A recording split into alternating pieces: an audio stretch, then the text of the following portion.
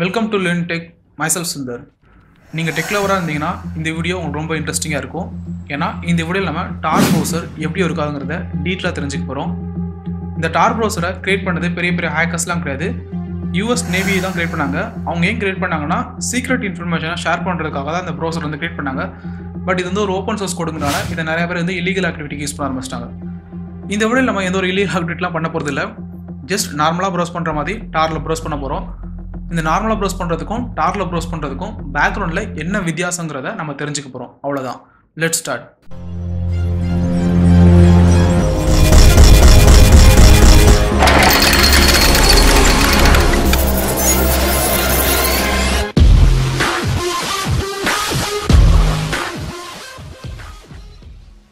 டார் use பண்ணுறதுக்கு முன்னாடி ஒரு சின்ன டிஸ்க்ளைமர் கொடுத்துட்றேன். என்னென்னா, இந்த டார் ப்ரௌசருங்கிறது இன்டர்நெட்டில் தான் அவைலபிளாக இருக்குது. யார் வேணாலும் டவுன்லோட் பண்ணி யூஸ் பண்ணலாம். இதை நம்ம நார்மல் ப்ரௌசர் மாதிரி கூட வந்து யூஸ் பண்ணிக்கலாம். பட் இதை யூஸ் பண்ணுறப்ப கொஞ்சம் கவனமாக பண்ணணும். ஏன்னா இதை நம்ம ப்ரௌஸ் பண்ணுறப்போ ஆக்சிடென்ட்லாக ஏதாவது ஒரு டார்க் வெப் உள்ளேருந்து போயிட்டோம்னா அந்த டார்க் வெப் ஹேக்கர்ஸால் அட்டாக் பண்ணுறதுக்காகவே க்ரியேட் பண்ணப்பட்டிருந்துச்சுன்னா நம்ம வந்து ஈஸியாக வந்து ஹேக் பண்ணப்படுவோம். ஸோ இதனால தான் ஒருத்தர் வந்து டார் வந்து யூஸ் பண்ணுறாருன்னா அவர் லேப்டாப்பில் இருக்க அந்த வெப் கேமரா வந்து டேப் போட்டு மூடிடுவாங்க, மைக்ரோஃபோன்லாம் ஆஃபில் இருக்கான்னு செக் பண்ணிப்பாங்க, டார் மூலிமா ப்ரௌஸ் மட்டும் தான் பண்ணுவாங்க, எந்த ஒரு ஃபைலுமே வந்து டவுன்லோட் பண்ண மாட்டாங்க. ஸோ இந்த மாதிரி நிறையா வந்து பண்ணுவாங்க. இதெல்லாம் கொஞ்சம் பயங்காட்டுற மாதிரி இருக்கலாம், பட் ஆனால் தான் உண்மை. நீங்கள் இன்டர்நெட்டில் நிறையா பிளாக்ஸ்லாம் ரெஃபர் பண்ணி பார்த்தீங்கன்னா உங்களுக்கு வந்து தெரிய வரும். ஓகேவா? சரி, நம்ம ஸ்டார்ட் பண்ணலாம். இங்கே நான் என்ன பண்ண போகிறேன்னா மொத்தம் 3 ப்ரௌசர் வந்து யூஸ் பண்ண போகிறேன். ஒன்று வந்து மைக்ரோசாஃப்டோட எட்ஜ், அப்புறம் டார் ப்ரௌசர் அண்ட் கூகுள் க்ரோம். இதை யூஸ் பண்ணி என்ன டிஃப்ரென்ஸுங்கிறத நம்ம வந்து ஃபீல் பண்ணலாம். ஃபர்ஸ்ட் நான் வந்து இன்டர்நெட்டில் கனெக்ட் ஆகிக்கிறேன். நான் ஆல்ரெடி கனெக்டில் தான் இருக்கேன். நான் வந்து ஜியோ யூஸ் பண்ணுறேன்.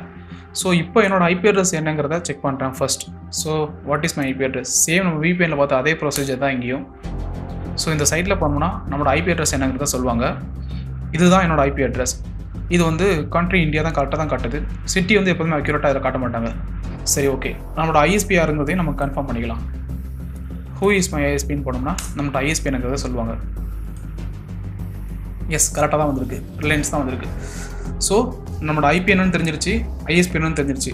ஸோ இதுக்கப்புறம் நான் ஏதாவது ரெக்வஸ்ட் கொடுத்தேன்னா எனக்கு வந்து இந்த ஐபிலேருந்து தான் என்னோடய ரெக்வஸ்ட் வந்து போகும். சரி, இப்போ நம்ம அப்படியே டாருக்கு போகலாம். இதுதான் டார் ப்ரௌசர்.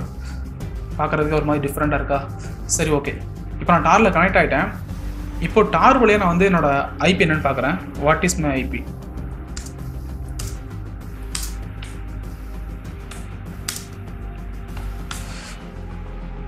இது கொஞ்சம் ஸ்லோவாக இருக்கும். காரணம் என்னென்னா நிறைய இடத்துல வந்து பார்த்தீங்கன்னா பவுன்ஸ் ஆகி போகும். கண்டிப்பாக டிஃப்ரெண்டான ஐபி அட்ரஸ் தான் கிடைக்கும். வேறு ஏதாவது நாட்டில் தான் கனெக்ட் ஆகும். பார்த்தீங்கன்னா ஜெர்மனியில் போயிருக்கு. ஸோ ஜெர்மனியில் இருக்க இதுதான் என்னோட ஐபி அட்ரஸ். IPv6 தான் டேரக்ட் ஆகிருக்கு இதில். ஓகே, இப்போ என்னோட ஐஎஸ்பி யாருங்கிறதையும் கன்ஃபார்ம் பண்ணிக்கலாம். So who is my ISP?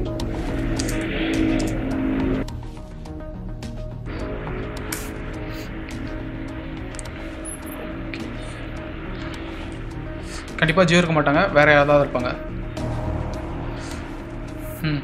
வேற ஒரு ஐஎஸ்பி இருக்காங்க. ஸோ இப்போ இந்த ப்ரௌசர் வழியாக நான் ஏதாவது ப்ரௌஸ் பண்ணேன்னா எனக்கு இந்த பர்டிகுலர் ஐபி அட்ரஸ் வழியாக தான் என்னோடய ரெக்வஸ்ட் எல்லாமே போகும். ஸோ கம்ப்ளீட்டாக டிஃப்ரெண்ட். இப்போ நம்ம சேம் அதே இதாக இன்னொரு ப்ரௌசர் வச்சு கன்ஃபார்ம் பண்ணிடலாம். நம்ம க்ரோம் யூஸ் பண்ணலாம். க்ரோமுங்கிறது நார்மல் ப்ரௌசர் தான். ஸோ இதில் நான் அதே what is my IP address போடுறேன். நமக்கு எட்ஜில் என்ன வந்துச்சோ அதே ஐபி அட்ரஸ் தான் இங்கேயே வரும். ஏன்னா இது வந்து நார்மலாக ப்ரௌஸ் பண்ணுறது. நார்மலாக ப்ரௌஸ் பண்ணுறப்ப நமக்கு சேம் ஐபி அட்ரஸ் தான் இருக்கும். பாருங்கள், அதே 49 நெட்வொர்க், அதே ஐபி அட்ரஸ் தான். ஸோ இங்கேயும் அதே தான் டேட்டாவும். இங்கேயும் நம்ம ஐஎஸ்பி செக் பண்ணாலும் நமக்கு அதே தான் கிடைக்கும். பட் நம்ம டார் வழியாக போகிறப்போ நமக்கு வந்து different IP address, different ISP வந்து கிடச்சிருக்காங்க.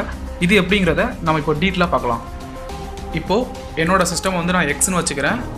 நான் ஆக்சஸ் பண்ண வேண்டிய சிஸ்டம் வந்து ஒய்னு வச்சுக்கிறேன். நான் வந்து ஃப்ளிப்கார்ட்டை ஆக்சஸ் பண்ணுறதா வச்சுக்கலாம். இப்போ நான் நார்மலாக ப்ரௌஸ் பண்ணால் என்ன நடக்கும்னா, ஃபர்ஸ்ட் நான் இன்டர்நெட்டில் கனெக்ட் ஆனோடனே என்னோட ஐஎஸ்பி எனக்கு வந்து ஒரு ஐபி அட்ரஸ் தருவாங்க. நான் நார்மலாக ப்ரௌஸ் பண்ணோன்னா என்னோட சோர்ஸ் ஐபி என்ன, டெஸ்டினேஷன் ஐபி என்னங்கிறத ஐஎஸ்பி வந்து சொல்லுவேன். ஐஎஸ்பி வந்து ரவுட் பண்ணுவாங்க. ஸோ இதில் ஐஎஸ்பிக்கு வந்து தெரியும் நான் யாருங்கிறது. பட் இதுவே நான் VPN வந்து யூஸ் பண்ணேன்னா நான் வந்து VPN சர்வருக்கு வந்து ரிக்வஸ்ட் கொடுப்பேன். VPN சர்வர் வந்து ஐஎஸ்பிக்கு வந்து ரிக்வஸ்ட் கொடுப்பாங்க. இதில் ஐஎஸ்பிக்கு நான் யாருன்னு தெரியாது, பட் ஆனால் VPNக்கு நான் யாருன்னு தெரியும். இப்போ நம்ம வந்து டாருக்கு வரலாம். இது கொஞ்சம் சுற்றுற மாதிரி இருக்கும், பட் ஆனால் நீங்கள் பொறுமையாக கவனிச்சிங்கன்னா உங்களுக்கு வந்து ஈஸியாக புரிஞ்சிடும். ரொம்ப கஷ்டமானதெல்லாம் இல்லை. இதில் என்ன நடக்கும்னா, இதில் நம்ம ஃபர்ஸ்ட்டு டார் டைரக்டரின்னு சொல்லி ஒரு டைரக்டரி இருக்கும். அதோட நம்ம வந்து கம்யூனிகேட் வந்து பண்ணுவோம். அதில் நிறைய நோடு வந்துருக்கும். நோடு மீன்ஸ் சிஸ்டம்ஸ் வெர்ச்சுவலாக இருப்பாங்க. அதில் வந்து ஒரு 3 சிஸ்டமாக நமக்கு வந்து அலோகேட் வந்து பண்ணுவாங்க. அதுதான் நம்ம வந்து ஒன்று வந்து என்ட்ரியாக யூஸ் பண்ணுவோம், ஒன்று வந்து எக்ஸிட்டாக யூஸ் பண்ணுவோம், ஒன்று வந்து மிடில் வந்து யூஸ் பண்ணுவோம். அந்த 3 சிஸ்டம் என்னங்கிறது நம்மகிட்ட சொல்லிடுவாங்க. அப்புறம் ஐபி அட்ரஸை கொடுத்துருவாங்க. அதற்கான என்கிரிப்ட் பண்ணுறதுக்கான என்கிரிப்ஷன் கீ நம்மகிட்ட வந்து கொடுத்துருவாங்க. அது எல்லாமே ஒரு சர்க்கியூட்டில் வந்து இணையும். அந்த சர்க்கியூட்டோட ஐடி என்னன்னு கொடுத்துருவாங்க. இப்போ அது எல்லாமே நம்மளே ஒரு மேனுவலாக நம்மளா ஒரு எக்ஸாமுக்கு வந்து எடுத்துக்கலாம். நமக்கு வந்து ஒரு 3 நோட் கொடுத்துருக்காங்க. ஒன்று வந்து N1 நோட், N2, N3. இதில் வந்து N1 தான் நான் வந்து என்ட்ரி நோடாக யூஸ் பண்ணிக்கிறேன், N2 வந்து மிடில் நோடாக யூஸ் பண்ணிக்கிறேன், N3 வந்து எக்ஸிட் நோடாக யூஸ் பண்ணிக்கிறேன். இது எல்லாத்துக்குமே ஒரு சர்க்கியூட்டில் வந்து அடங்கும். அந்த சர்க்கியூட்டோட ஐடி வந்து நான் 100ன்னு வச்சுக்கிறேன். அண்ட் அதே மாதிரி ஒவ்வொரு நோடுக்குமே ஒரு என்கிரிப்ட் பண்ணுறதுக்கான என்கிரிப்ஷன் கீ இருக்கும். அதை நம்ம வந்து நம்பரில் சொன்னால் நமக்கு வந்து குழம்பும். ஸோ அதனால் வந்து நம்ம ஒரு கலரில் இருந்து எடுத்துக்கலாம். N1க்கு வந்து ரெட்டு, N2க்கு வந்து க்ரீன், N3க்கு வந்து ப்ளூ, RGBன்னு வச்சுக்கலாம். நம்ம 3 கீ இருக்குது. ஸோ அதை பேஸ் பண்ணி தான் அந்த நோடு எல்லாமே என்கிரிப்ட் பண்ணும்.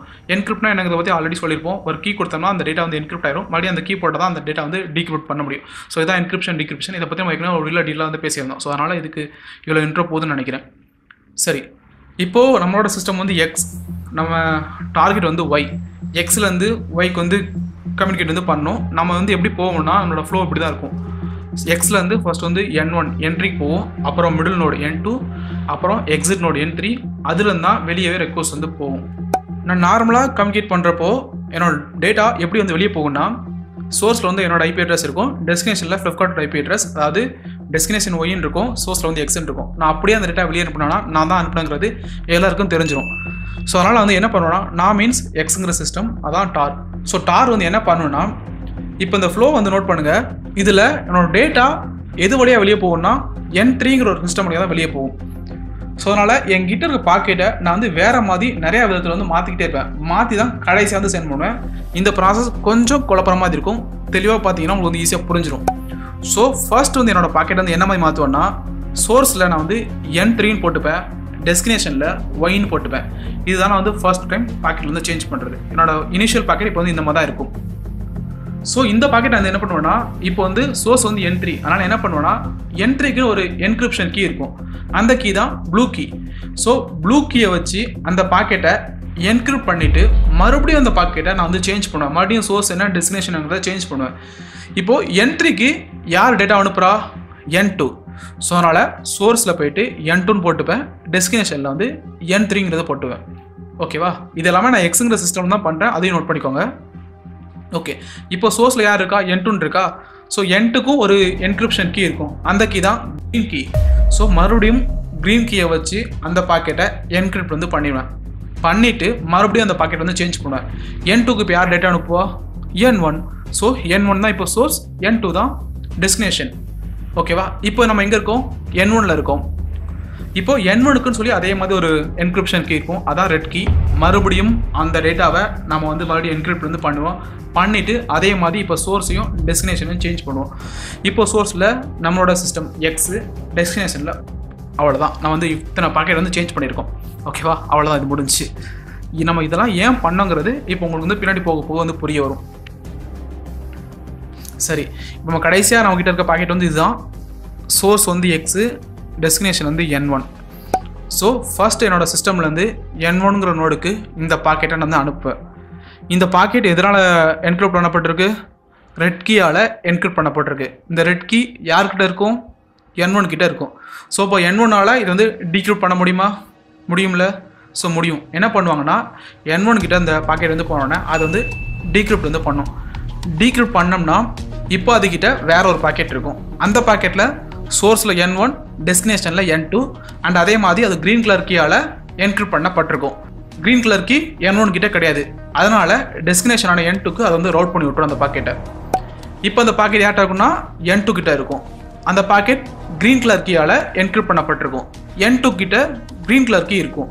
ஸோ அதனால் N2 என்ன பண்ணணும்னா க்ரீன் கலர் கீயை போட்டு அதை வந்து டீக்ரிப்ட் வந்து பண்ணும். பண்ணால் பாக்கெட் இந்த மாதிரி இருக்கும். சோர்ஸில் வந்து N2 இருக்கும், டெஸ்டினேஷனில் வந்து N3 இருக்கும். அந்த பாக்கெட் ப்ளூ கலர் கீயால் என்கிரிப்ட் பண்ணப்பட்டிருக்கும். ப்ளூ கலர் கீ N2 கிட்ட இருக்காது. ஸோ அதனால் என்ன பண்ணால் நெக்ஸ்ட்டுக்கு வந்து ரோட் பண்ணி விட்றோம். நெக்ஸ்ட் டெஸ்டினேஷன் யார் போட்டிருந்தோம்? N3 போட்டிருந்தோம். ஸோ N3 கிட்ட ரோட் பண்ணி விட்றோம். ஸோ N3 கிட்ட ஒரு பாக்கெட் வரும். அந்த பாக்கெட் அது பார்க்கும். அது வந்து ப்ளூ கலர் கீயால் என்கிரிப்ட் பண்ணப்பட்டிருக்கும். N3 கிட்ட ப்ளூ கலர் கீ இருக்கும். ஸோ அதனால் அதை போட்டு அதை வந்து டீக்ரிப்ட் வந்து பண்ணும். ஸோ கடைசியாக அதுக்கிட்ட ஒரு பாக்கெட் வந்து இருக்கும். அந்த பாக்கெட் என்னென்னா N3 இருக்கும், சோர்ஸில் டெஸ்டினேஷனில் வந்து Yன்னு இருக்கும். இதுக்கப்புறம் வந்து நம்ம எதுவுமே என்கிரிப்ஷன் வந்து பண்ணல, ஸோ அதனால் அந்த பாக்கெட் வந்து ஓப்பனாக தான் இருக்கும். ஸோ N3 வந்து பார்க்கும், நம்ம கடைசியாக அந்த Yக்கு அனுப்புறோங்கிறனால Yக்கு அந்த டேட்டாவை அனுப்பிடும். ஸோ அந்த டேட்டா இப்போ ஃப்ளிப்கார்ட்டை போய் சேர்ந்துடும். ஒரு வழியாக நம்ம ஃப்ளிப்கார்ட்டுக்கு ரெக்வஸ்ட் வந்து கொடுத்தாச்சு. இப்போது ஃப்ளிப்கார்ட்லேருந்து வர ரெஸ்பான்ஸ் நமக்கு வந்து எப்படி ரிசீவ் ஆகுறதையும் பார்த்துடலாம். பாதி கடல் தான் தாண்டி இருக்கோம், இன்னும் மீதி இருக்குது. அதுவும் நல்லா இன்ட்ரெஸ்ட்டாக தான் இருக்கும், பார்க்கலாம். ஃப்ளிப்கார்ட்டுக்கு வந்து தெரியும் யார் ரெக்வஸ்ட் பண்ணான்னு சொல்லி, ஏன்னா N3 தான் வந்து பண்ணியிருக்கோம். ஸோ அதனால் அப்படியே ரிவர்ஸ் வந்து போட்டுரும். இப்போது சோர்ஸில் வந்து ஃப்ளிப்கார்ட்டோட ஐபி அட்ரஸ், டெஸ்டினேஷனில் N3. ஒரு ஓப்பன் பாக்கெட்டாக N3க்கு வந்து ரிசீவ் ஆகும், அதில் தான் மொத்த டேட்டாவும் இருக்கும். இப்போ N3 என்ன பண்ணணும்னா அந்த டேட்டாவை N2க்கு வந்து அனுப்பணும். ஸோ அதை வந்து எப்படி கண்டுபிடிக்கணும், அந்த சர்க்யூட் ஐடியை பேஸ் பண்ணி அது வந்து கண்டுபிடிக்கும். ஏன்னா இதுக்கு முன்னாடி அந்த நோட் தான் இதுக்கு வந்து அனுப்பியிருக்கும் இல்லையா. ஸோ அதை கண்டுபிடிச்சிட்டு இப்போ அந்த டேட்டாவை N2 கிட்ட வந்து கொடுக்கணும். பட் ஆனால் அந்த N3 அப்படியே எடுத்து வந்து கொடுத்துறாது. அது கொஞ்சம் ஒரு விதமான சேட்டைகள்லாம் வந்து பண்ணும். என்ன பண்ணணும்னா அதுக்கிட்ட ஒரு கீ இருக்கா, என்ன கீ இருக்குது, அதுக்கிட்ட ப்ளூ கலர் கீ இருக்குது. ஸோ அந்த ப்ளூ கலர் கீயை போட்டு அந்த பாக்கெட்டை என்கிரிப்ட் பண்ணிவிட்டு அப்புறம் தான் N2 கிட்டே கொடுக்கும். அப்போது அது கொடுக்குறப்ப என்ன மாதிரி சேஞ்ச் பண்ணி கொடுக்கணும்னா, சோர்ஸில் வந்து N3ன்னு போட்டிருக்கும், டெஸ்டினேஷனில் வந்து N2ன்னு போட்டிருக்கும். இப்போ அந்த பாக்கெட் N2ல ரிசீவ் ஆகிருக்கும். இப்போ N2 என்ன பண்ணுன்னா அதோட பேருக்கு அதுவும் அதை வந்து என்கிரிப்ட் பண்ணும். ஆனால் இப்போ வந்து அது க்ரீன் கலர் கீ வச்சு பண்ணும், ஏன்னா அதுக்கிட்ட க்ரீன் கலர் கீ தான் இருக்கும். ஸோ க்ரீன் கலர் கீ வச்சு அந்த பாக்கெட்டை இதுவும் என்கிரிப்ட் பண்ணி அந்த பாக்கெட்டை டோட்டலாக சேஞ்ச் பண்ணி விட்டுரும். இப்போ சோர்ஸில் வந்து N2 இருக்கும், டெஸ்டினேஷனில் N1 இருக்கும். அதுக்கப்புறம் அந்த பாக்கெட் N1 கிட்ட போகும். N1 என்ன பண்ணுன்னா இதுங்க ரெண்டும் என்ன பண்ணுச்சோ சேம் அதை தான் இதுவும் பண்ணும். இதுவும் அதுக்கிட்ட இருக்க ரெட் கலர் கீ வச்சு திரும்பவும் அதை என்கிரிப்ட் பண்ணிவிட்டு சோர்ஸையும் டெஸ்டினேஷனையும் மாற்றி விட்டுரும். இப்போ சோர்ஸில் N1 இருக்கும், டெஸ்டினேஷனில் X, அதாவது நான் இருப்பேன். கடைசியாக அந்த பாக்கெட் என்கிட்ட வரும். இப்போ என்கிட்ட இருக்க அந்த பாக்கெட்டில் ஒரு 3 என்கிரிப்ஷன் வந்து நடந்திருக்கு. பட் ஆனால் அந்த 3 நோடோட கீயும் என் கையில் இருக்குது. ஸோ அதனால் நான் 1 by 1 அப்படியே டீக்ரிப்ட் வந்து பண்ணுவேன். ஃபர்ஸ்ட்டு என்கிட்ட இருக்க பாக்கெட்டில் எப்படி இருக்குன்னா N1 வந்து சோர்ஸு, டெஸ்டினேஷனில் நான் இருப்பேன். அந்த பாக்கெட் ரெட் கலர் கீயால் என்கிரிப்ட் பண்ணப்பட்டிருக்கும். என்கிட்ட தான் ரெட் கலர் கீ இருக்கே, அதை போட்டு டீக்ரிப்ட் பண்ணிடுவேன். அடுத்து பார்ப்பேன், அடுத்த பாக்கெட் வந்து க்ரீன் கலர் கீயால் என்கிரிப்ட் பண்ணப்பட்டிருக்கும். க்ரீனும் என்கிட்ட இருக்குது, ஸோ மறுபடியும் டீக்ரிப்ட். அதுக்கப்புறம் திரும்ப பார்ப்பேன், மறுபடியும் அந்த பாக்கெட் ப்ளூ கலர் கீயால் என்கிரிப்ட் பண்ணப்பட்டிருக்கும். ப்ளூ கலர் தான் என்கிட்ட இருக்கே, ஸோ அதையும் போடுவேன், மறுபடியும் டீக்ரிப்ட். கடைசியாக என்கிட்ட ஒரு ஓப்பன் பாக்கெட் இருக்கும், அதில் எந்த ஒரு என்கிரிப்ஷனுமே இருக்காது. அதுதான் எனக்கு ஃப்ளிப்கார்ட் கொடுத்த அந்த ரெஸ்பான்ஸ் பாக்கெட். ஸோ இதன் மூலிமா எனக்கு வந்து அந்த ரெஸ்பான்ஸுங்கிறது கடைசியாக வந்து எனக்கு வந்து சேரும். இப்படி தான் அந்த டாருங்கிறதும் ஒர்க் ஆகும். ஓகே, ஒரு சம்மரிக்கு வரலாம். இந்த சம்மரியில் நாம் டாரை VPNோட கம்பேர் பண்ண போகிறோம், வேறு எதுவும் பண்ணல. நான் நார்மலாக VPN யூஸ் பண்ணி ஃப்ளிப்கார்ட்டை ரீச் பண்ணேன்னா என்னோட சோர்ஸ் IP அட்ரஸ் என்ன, டெஸ்டினேஷன் IP அட்ரஸ் என்ன, ரெண்டுமே VPNக்கு வந்து தெரிய வரும். பட் இதுவே நம்ம டார் எடுத்துட்டோம்னா என்கிட்டேருந்து போகிற முதல் பாக்கெட் வந்து எப்படி இருக்குன்னா, அதை நிறைய தடவை என்கிரிப்ட் பண்ணி தான் அனுப்பணும்னு சொல்லி ஏற்கனவே சொல்லியிருந்தேன். ஸோ போகிற முதல் பாக்கெட் வந்து எப்படி இருக்குன்னா, சோர்ஸில் என்னோட IP அட்ரஸ் தான் இருக்கும். பட் ஆனால் டெஸ்டினேஷனில் N1 இருக்கும். N1ஆல் அதை ஒரே ஒரு தடவை தான் டீக்ரிப்ட் வந்து பண்ண முடியும். அப்படி பண்ணால் அதோட IP அட்ரஸ் N2 தான் இருக்கும் டெஸ்டினேஷனில். ஸோ நான் N2 வரைக்கும் தான் போகிறது அதுக்கு தெரியும். பட் ஆனால் நான் ஆக்சுவலாக ஃப்ளிப்கார்ட் தான் ரீச் பண்ண போகிறேன், அது N1க்கு வந்து தெரியாது. ஸோ அப்படியே அந்த பாக்கெட் வந்து ஃப்ளோ ஆகி கடைசியாக N3 வழியாக அது வந்து ஃப்ளிப்கார்ட் வந்து ரீச் பண்ணும். இது சென்ட் ப்ராசஸ். அண்ட் அதே ரிசீவில் என்ன நடக்கும்னா, ஃபர்ஸ்ட் அந்த பாக்கெட் N3 போய் ரிசீவ் பண்ணும். N3க்கு N2க்கு அனுப்பணும்னு மட்டும் தான் தெரியும்.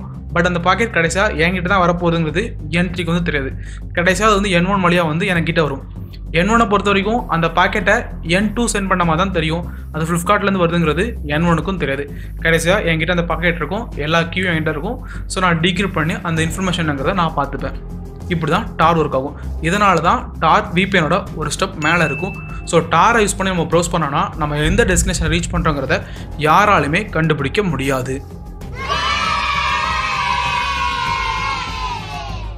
இந்த வீடியோ உங்களுக்கு புரியுற மாதிரி நான் சிம்பிளாக தான் எக்ஸ்பிளைன் பண்ணியிருக்கேன். நான் நம்புகிறேன் உங்களுக்கு வந்து புரியும். புரியலைன்னா இன்னோட திரும்ப பாருங்கள், கண்டிப்பாக புரியும். இந்த வீடியோ பற்றின ஃபீட்பேக்கை மறக்காமல் கொடுங்க. ஏதாவது இம்ப்ரூவ் பண்ணாலும் இம்ப்ரூவ் பண்ணிக்கலாம். நன்றி. வந்து எனக்கு எந்த அவசியமும் கிடையாது. நான் இது சரி டானுக்கு டானு டீனுக்கு டீன்லாம் போவேனா முடிச்சுக்கலான்னு. அதுக்கப்புறம் அவங்க என்ன பண்ணாங்க, அவரு